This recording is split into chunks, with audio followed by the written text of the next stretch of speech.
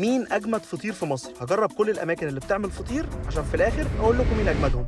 ويلا بينا. اول مكان مزارع دينا، عندهم فروع كتير وده فرع بارك فيو في مدينه نصر. اول حاجه بقى طلبت الاوردر، فتعال نشوف الاوردر هياخد وقت قد ايه. اول واحد مزارع دينا، جبت فطيره سجق جبن سعرها 225 جنيه وقال لي 10 دقايق 15 دقيقه واستلم الاوردر، فتعال نشوف هستلمها بعد قد ايه. فات 10 دقايق فهنزل اشوف الاوردر ايه خلص ولا لسه.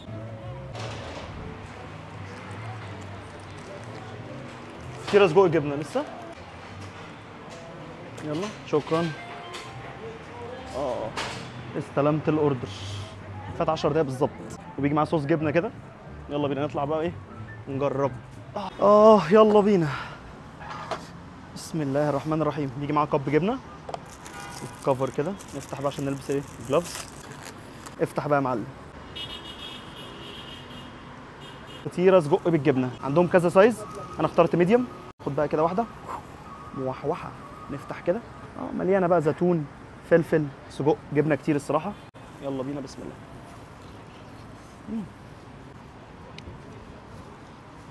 سجق كتير، الكواليتي بتاعه حلو قوي، الجبنه حلوه قوي الصراحه، الزيتون بقى مع الفلفل والكلام ده كله. بيجي معاه كاب جبنه. نفتح بقى كده يا معلم، ناخد بقى قطعه كده ونغرقها في الجبنه.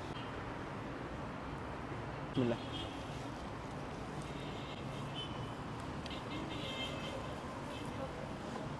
الجبنه ميه قوي خفيفه قوي يعني، لا خليها لوحدها كده من غير الكاب هتبقى احلى بكتير. عندي بس كومنت واحد، مش عارف ليه متفرفته كده على الوش، شايفين؟ مش عارف، الفطيره مش ماسكه نفسها بس هي مقرمشه وحلوه، كل حاجه لطيفه الصراحه ومبسوط منها، بس مش عارف بقى ليه هشه كده ومفروله على الوش، ده اللي انا مش عارف. بس اوفرول عجبتني يعني. انا بالنسبه لي الفطير هم 3 حاجات: صنايعي بيعمل فطير حلو قوي، اي مكان فطير وانت واقف بتتفرج على ايه الراجل وهو بيعمل فطير. هنا عاملين ازاز كده، لوح ازاز كبير فانت مش شايف قوي، في ريفلكشن كده، فنظافه اكتر ان الازاز بقى ما يدخلش اي تراب ولا اي الكلام ده كله، فدي نظافه الصراحه حلوه قوي. تاني حاجه عشان تاكل فطير جامد الانجريدينتس اللي جوه، المكونات لازم تكون بقى ايه كواليتي حلوه قوي. اخر حاجه بقى اللي بتكمل الكلام ده كله التسويه، لازم تطلع مستويه زي ما انت شايف كده. هوب اسكالوب على مصر الجديده الكوربه، نجرب استفت. يلا بينا. طلبت نفس الكلام، فطيره وسط سعرها 255 جنيه، سجق جبنه برده، بس قال لي بقى ايه 20 25 دقيقه. اهم حاجه الاوردر يطلع عامل ازاي. الاوردر وصل 15 دقيقه بالظبط، برده ايه بسرعه يعني، كوقت الاثنين حلوين. نفتح بقى يا معلم. شكل الفطير جامد، مستويه مظبوط وماسكه نفسها كده عن بتاعه مزارع دينا.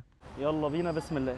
فطيره سجق بالجبنه برده ايه فيلنج، الحشو ما شاء الله مليان سجق كتير، خضار زيتون فلفل الوان، موحوحه كالعاده. بسم الله.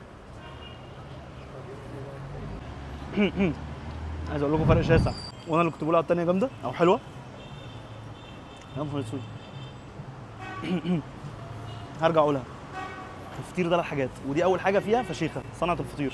زي شايفين بقى الوش بتاع الفطير مظبوط ازاي، هناك كان هايش، هنا ما شاء الله ماسكه نفسها كل حاجه. المطبخ هنا برده مختلف، انت شايف كل حاجه بتعمل قدامك. بالنسبه بقى للانجريدينتس المكونات ولا كلمه الصراحه، كواليتي فظيع، فالصراحه فطيره عظيم.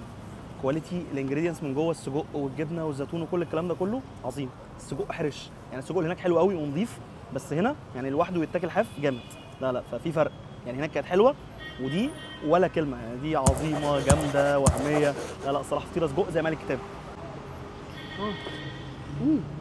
استفت ومزارع دينا كده، استفت كسب. قولوا لي في الكومنتس ايه المكان الثاني اللي عايزينه نفس استفت عشان اشوف مين في الاخر اجمد فطير في مصر. وهفضل اقول كل فيديو نشير اي حاجه بتدعم القضيه، الدعاء نبطل نجيب اللي ما يتسموش.